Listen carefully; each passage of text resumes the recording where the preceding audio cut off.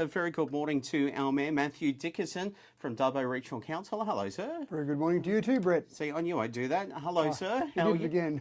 Very good morning to you too, Brett. I don't know why I'm not getting used to where these mic placements are. It is a very good morning to you. Now, I caught up with you at a wonderful cocktail event at Taronga Western Plains Zoo, and surprise, surprise, you were all dressed up to the nines, but you had ridden a bike out there. Meanwhile, I've just come from the caravan show, muddy, probably sweaty, and looking pretty half not decent for the event. It was a very nice event, but how do you ride a bike with, a suit on? With difficulty, I must admit, but it was a great event. The Chamber of Commerce does a fantastic event. The Rhinos, I think, is a fantastic event for Dubbo businesses. One of the great things about the Rhinos is not just about the organisations that end up being finalists or end up winning various silver rhinos or even the gold rhino. I've always talked about the fact that when you enter an awards process, and in business, but other processes as well, but say, for example, in business, just the fact that you're filling in these various answers and answering questions that someone external, being the Chamber of Commerce, is asking of your business, it actually makes you think about your business a little bit differently, and you're starting to question what you're doing in your business as you answer those questions. So it sort of puts you under the spotlight because you've got to think about that to apply. Is that what you're saying? Well, in answering those questions, you are thinking about your business, and it's not like you've got a consultant that comes along and starts quizzing you. You've got a form that you're filling in that is actually quizzing you about your business. So I actually talk to businesses, and they do say they like to enter various awards because it makes them think about their business. Now, sure, if you get to be a finalist or you get to be a winner, that's an added bonus, but you're just always trying to think about your business. If you're running your business well, you are thinking about that. If you're running council well, you're thinking about, you're questioning things that you're doing. So that's a really important part. But back to your story, which is I know where you want me to go. So we were told, we were given information, obviously, and this was public information, that the Sarisia Bridge, the Newell Highway connection there across the Macquarie River, was definitely closing down sometime after 6 o'clock. Now, the last time the Sarisia Bridge closed down was 2010. And I well remember at that stage that the Sarisia Bridge was closed and traffic was banked up across the LH Ford for an hour or more. I remember my wife picking up kids from school, not her children, not our children, and taking them to this side of the bridge. She'd walk them across the bridge, and friends of hers that lived in West Dubbo would then meet her on the other side and take their kids from there, because that was quicker than actually driving across the bridge. So I thought, well, I haven't got enough time. I've been busy all day. It got to 6 o'clock and I was meant to be out at the zoo then. I thought, I haven't got enough time to get in the car and wait an hour to get across the bridge.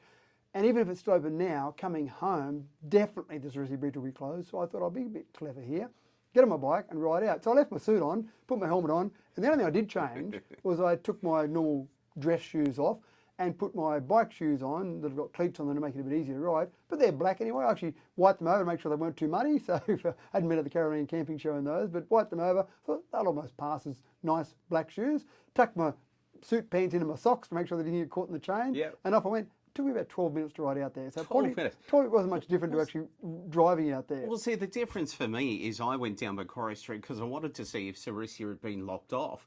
And of course, I didn't go that way thinking, oh, I'd get caught there. So I went down the main street. It took me almost 15 to 20 minutes at a rolling pace of about 1 or 2 kilometres per hour, because all the side streets have been locked off to go in, but not out of Bligh Street. Correct. And then there was just an amazing amount of people for a Friday night. And look, honestly, I don't go down that way to avoid the traffic, but I think it was even worse. And I think some people realise that, because obviously to get downtown to go shopping or to get your food, well, obviously Bligh Street's blocked off. How are we going to do that? So, and then by the time I got to the gate, didn't have a code to get in the gate. Another 15 minutes, 2 more cars. Then I got in, missed most of the award ceremony, but you were there and we caught up. And then I said to you, just to be transparent about it, what happened? Because our understanding was we announced that it was going to close, telling everyone to stay away, move your cars down here from, the river that was going to break its banks. Was it the fact that it just didn't rise enough? It did, well, rise enough, which was a good thing. It didn't rise to the level that was expected. So the predictions were from various state authorities, SES, our information that we had, and again, what we communicated with the public was clear out Bligh Street, get rid of all the cars in the car parks, Riverdale, Dubbo Square. You may remember back in 2010, there were cars stuck in some car parks which ended up being either not able to get out because of floodwaters or end up being inundated with water themselves, the vehicles themselves. So we didn't want that to happen. So it was very much precautionary, but we were told by around about maybe 8 or 9 o'clock it would hit the peak of probably 7.9 metres. Now at 7.5, 7.6, that sort of level of the bridge, of the water starts going over the Sarisia Bridge, just starting to go over. And sometimes you'll find that we might have to close it off for vehicles, but not for trucks. So at that sort of level, maybe cutting off for vehicles. What ended up happening is it didn't get quite as high. There were 2 lanes that were shut down, so it ended up being just 1 lane in each direction rather than completely cut off because it didn't get quite as high. It ended up being about 1 a.m.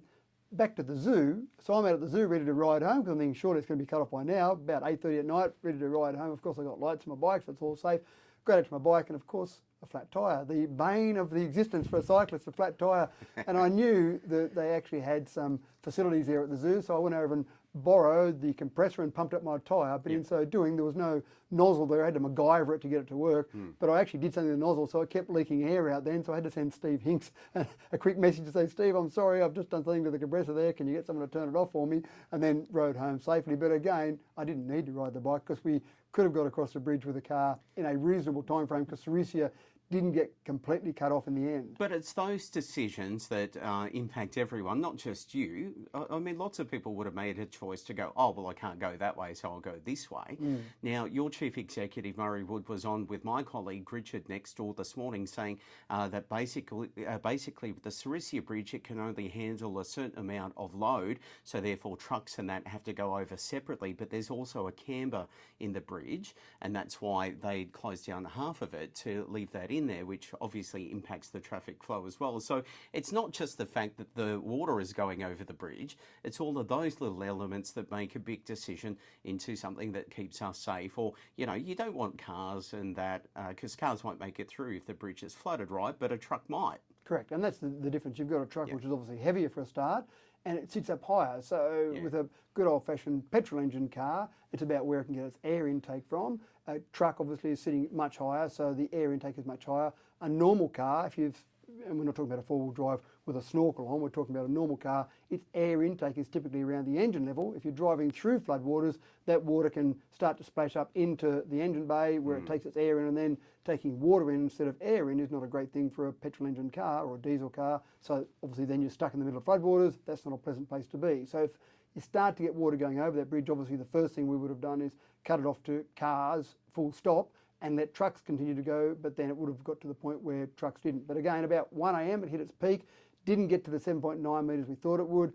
Again, we're dealing with nature here. You can have all the best predictions, you can have all the best information, but nature does what nature does. So again, what we've learned, I suppose, from the 2010 incident is let's be a little bit on the precautionary side, let's go maybe a little bit earlier, and what it does then is it creates a bit of inconvenience, i.e. people not being able to drive along Blythe Street or not being able to park their cars in the shopping centres that we talked about before, but it's not going to have dramatic impacts in terms of people being stuck with their car and not able to get out. So the decision was to go a little bit earlier, and some people have said to me, oh, we shouldn't have locked that down, it made shopping unpleasant on Friday afternoon, whatever.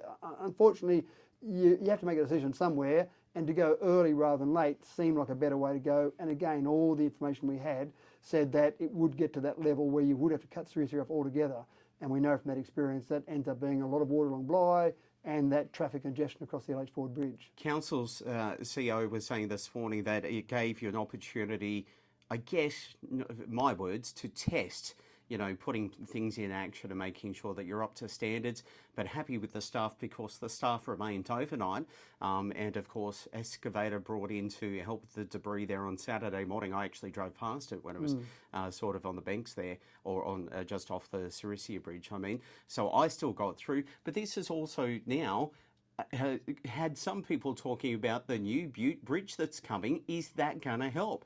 You and I spoke Friday night. It may not help, is that correct? Well, let's go back a few steps. Probably the disappointment about this one was way back in 2015. I am going back into dark, distant past now, I'm sorry. But in 2015, it was Mike Baird, Troy Grant and Duncan Gay, who were the Premier, Deputy Premier and Roads Minister at the time. And as part of the election promise for 2015, this is, we're talking about March 2015, a couple of weeks before the election, they stood under the LH Ford Bridge. I was there as the Mayor. We had Mark Riley as the GM of Council at the time, and Stuart McLeod as our engineer at the time. And the promise made by the state government was we will duplicate the LH Ford Bridge primarily for traffic flow every day, but also when you do get another flood, like the 2010 flood, then you'll have better access across the river, a flood-free crossing. Now, for whatever reason, I was out of the picture, amalgamation came along, the decision was made to go to the River Street Bridge, or it's now been called the New Bridge, and the River Street Bridge is above the floodwaters, so again, the flooding, if Sarisia had been closed, the River Street Bridge would have been above there. The big issue that I see there is still the entrance and exit, or the two entrances from the two sides. So for example, you get across the river on the River Street Bridge, you would normally go down the highway, but as you go down the highway, down the Newell Highway, it actually dips down, if you think about past all the car dealers there, and then you go out towards Gilgandra, the road dips down there. That water there will be flooded, or that road there will be flooded, if you had a flood level that kept the Sarisia underwater but the River Street Bridge above water. So you've got a detour around there. You end up detouring back into almost town, going up the Golden Highway, then back out Yarrandale and along that way. So it's a fairly big detour. The same on the western side of the river. You go, and again, depends how high the floodwaters are, but under the railway bridge, that will have water there, so that would be cut off. So you'd have to turn left at the traffic lights, go out towards the highway, out towards the airport along the Mitchell Highway. Then you'd go across the railway crossing and then come back down along and join back up to the River Street Bridge. So even if the River Street Bridge was magically in place and the Sarisia Bridge goes under, you'll still have a fair bit of congestion with the entrance on either side of the bridge. So it's not going to help time-wise for us? It'll help because you'll still have two crossings across the river, but it won't help as much because it won't just be a free flow of traffic. The L8 Ford Bridge, you have floodwaters that put the Sarisia under. People will just keep flowing across the L8 Ford Bridge. Again, there might be more traffic there, but there's no restrictions on the flow. When the River Street Bridge is up, and then you get waters that go over the Sarisia, but still underneath the River Street Bridge, you'll have those detours in place, which will add congestion in other areas. So yes, we'll have the flood-free crossing across the river, but you'll have the entrances still underwater. Was that looked at during the plans? Because aren't we stuck with this new bridge now? Well, I didn't do the plans, it was all state government driven. I would assume that the RMS looked at all that, and they've certainly described or explained how those detours will be in place when you have a high enough flood that puts the Sarisia under, but still the River Street Bridge will be above the water. They've all shown all those plans. So obviously they've looked at all of that. They've made those decisions based around that. Again, I wasn't in the room making those decisions, so I can't really make comment as to why and why they thought that was acceptable. And the positive of having the LH Ford Bridge, the new bridge, means that you're getting double the amount of traffic through instead of just one bridge. Well, that would still... To be fair to them. That's right. You'd still have two crossings across the river. So, yes, that will be right. You'll just have some detours in place to get to the bridge on either side, and that will add to congestion in other parts there. So, for example, rather than traffic flowing straight down the Newell Highway, you'll go up the Mitchell and around, and then on the other side again, you'll have traffic that comes back in towards the city and back around Yarrandale. So that'll create other pinch points there. Now, on the eastern side, there's nothing really, apart from money, stopping them from fixing that issue where the road dips down as you go out towards Gilgandra, building that road up or having something there to keep that water above the road, above the floodwaters there. That would make sense. On the western side, it's a bit trickier because you've got a railway bridge there. So bringing the highway up, you can't keep bringing it up to get above the floodwaters because eventually you get to the stage where trucks can't get under the railway bridge. So that's a trickier problem to solve on that side. Is that something council will advise the state? We don't really advise the state, unfortunately. Can you write to them about the issue? That's all that's happened. They're well and truly aware of all that. So it's sort of too late now. Well, they've made their decisions. The state government made their decisions. In fact, they made their decisions really, it seemed like, back when Gladys came and made the announcement, and I'm thinking maybe 2016, she made that first announcement about the new River Street Bridge rather than the duplication of the LH Ford Bridge. It seemed like, for whatever reason, that election promise from 2015 had been thrown out and a new plan had been arrived at. After the new bridges here, will we still be, if we're still talking to you at that stage, have this discussion again, do you think?